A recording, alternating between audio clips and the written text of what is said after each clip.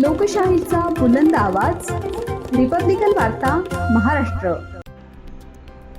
महागाव तालुक्यात रेती माफियांची चोरटी वाहतूक, आरोपी ट्रॅक्टरसह झाले पसार।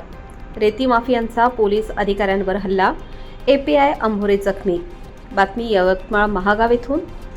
तालुक्यात रेतीची बेकायदेशीर वाहतूक रोखण्यासाठी गेलेल्या पोलीस अधिकाऱ्यांवर 5 ते 7 जणांच्या टोळक्याने सिमेंटच्या मोठ्या झाकणाने प्राणघातक हल्ला केल्याची गंभीर घटना घडली आहे। या हल्ल्यात पोलीस अधिकाऱ्यांच्या हाताला दुखापत झाली असून आरोपी ट्रॅक्टरसह पसार झाले आहेत। घटनास्थळी दंगल नियंत्रण पथक मिळालेल्या माहितीनुसार संबंधित पोलीस अधिकारी रात्रीच्या सुमारास गस्त घालत असताना रेतीची चोरटी वाहतूक करणारा ट्रॅक्टर आढळून आला। ट्रॅक्टर अडवण्याचा प्रयत्न केला असता चालक व त्याच्या साथीदारांनी अचानक आक्रमक भूमिका घेतली। 5 ते 7 जणांनी एकत्र येत पोलीस अधिकाऱ्यांवर सिमेंटचे मोठे झाकण फेकून तसेच मारहाण करून हल्ला केला।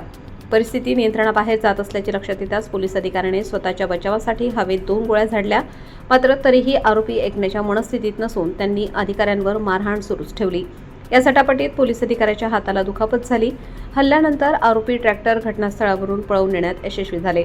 जखमी पोलीस अधिकाऱ्यावर तातडीने उपचार करण्यात आले असून त्यांची प्रकृती सध्या स्थिर असल्याचे सांगण्यात येत आहे। या घटनेनंतर पोलीस विभागात खळबळ उडाली असून आरोपींचा शोध घेण्यासाठी विशेष पथक रवाना करण्यात आले आहे। रेती माफियांविरोधात कडक कारवाई करण्यात येणार असल्याचा इशारा वरिष्ठ पोलीस अधिकाऱ्यांनी दिला आहे। रिपब्लिकन वार्ता महाराष्ट्र न्यूजसाठी ग्राउंड रिपोर्ट सचिन ठाकरेसह विदर्भ उपसंपादक Rajesh Dhole, Yavatmal. Subscribe now and press the bell icon. Never miss an update.